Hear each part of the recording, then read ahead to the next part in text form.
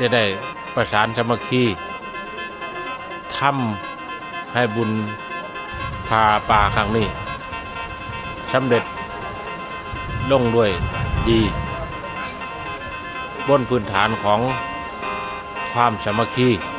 ที่พระพุทธเจ้าว่าสามัคคีหิให้พวกเรามีความสามัคคีกันบนพื้นฐานของความห่วงมือห่วงใจชื่นชมยินดีที่ภาษาบาลีว่าสมโภธรรมเนหิคือการห่วงมือห่วงใจในการประกอบคุณความดีที่เป็นประโยชน์ทั้งโลกนี้และโลกหน้าอวิวาธรรมโนหิพวกเขาลบล้างความผิดเดียงปล่อยดาวากล่าวนินทามาหักแพร่งกันชั้นพี่น้อง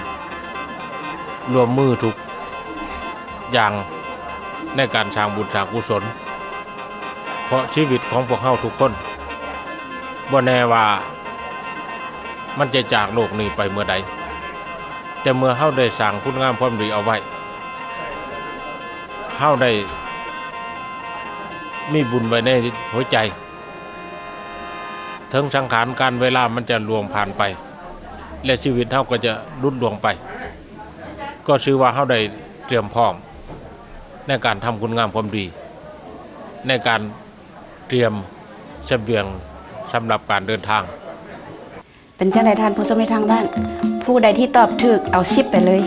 ผู้ใดตอบบ่ถูกก็เอา2ไปก่อนเนาะเพราะว่าในเวลานี้พวกเราต้องพากันไปเอาบุญที่วัดป่าเทพบันดลเซนซูเลียงพร้อมๆกับพี่น้องชาวลาวที่เดินทางมาจากนครโตรงโตและพี่น้องชาวลาวที่นครมงเรียนเมื่อวันที่30พฤษภาคมผ่านมานี้คณะกรรมการวัดลาวเวรุวรรณารามโดยมีทานวิไลศิษย์สานุบาลเป็นประธานได้นำพาพี่น้องลาวชาวพุทธเดินทางออกจากนครโตรงโตแขวงอองตาริวเพื่อนำกล่องผ้าป่ามาถวายทานที่วัดป่าเทพบันดลเมืองเซนต์จูเลียนแขวงกิเบก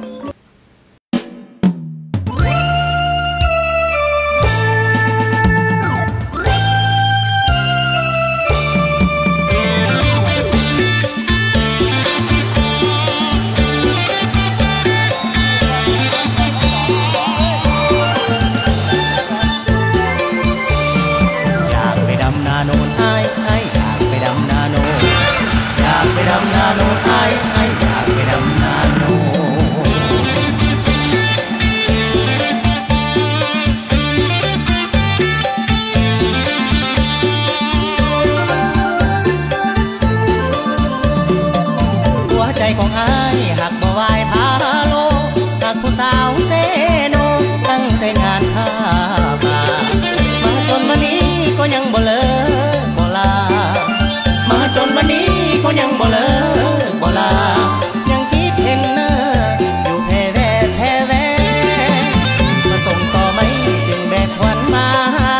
ใจประสงค์การดาให้จึงมาหาเนยันแต่ความหักของอ้ายนั้นลอยแพย่านแต่ความหักของอ้ายนั้นถูกลอยแพย่านน้องบ่แน่อ้ายจึงได้แวะมาเบิ่งก่อนค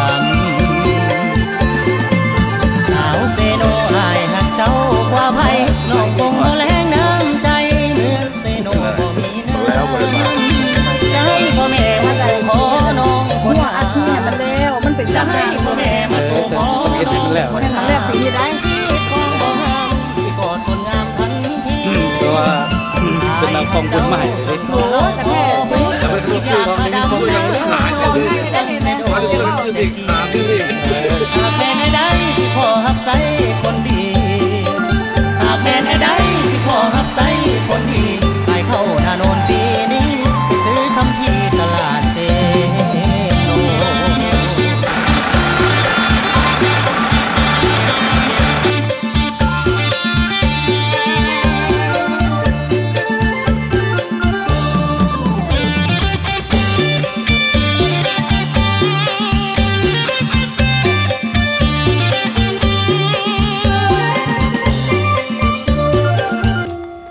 โนแม้นว่าการเดินทางครั้งนี้จะใช้เวลาบ่ต่ำกว่า7 ชั่วโมง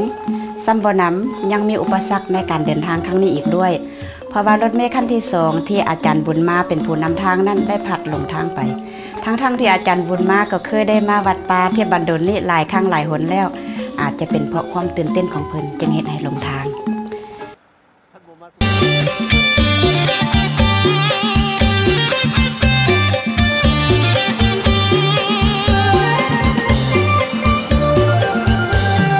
อยากมาดำนาโนนมาเด้ออ้ายมาดำนาโนน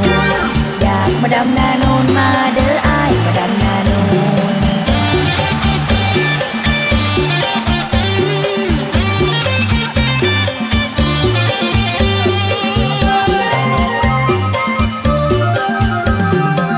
คิดฮอดอ้ายอยู่บ่วายพาโลบ่ฮักสาวเซโนตั้งแต่งานพา สุดท้ายทุกสิ่งทุกอย่างก็ผ่านพ้นไปด้วยดี เมื่อขบวนการแห่กองผาป่าของพี่น้องชาวลาวนครตุรงโตนั่นได้มาฮอดมาถึงครบถ้วนกันแล้ว ความอิดเมื่อยกังวลก็เหือดหายไปอย่างน่าอัศจรรย์พวกข้าเจ้าได้แห่เห็นกองผาป่าเข้ามาในอารามของวัดป่าเทพบันดลด้วยความสนุกสนาน และใบหน้าที่เต็มเปี่ยมไปด้วยความยิ้มแย้มแจ่มใส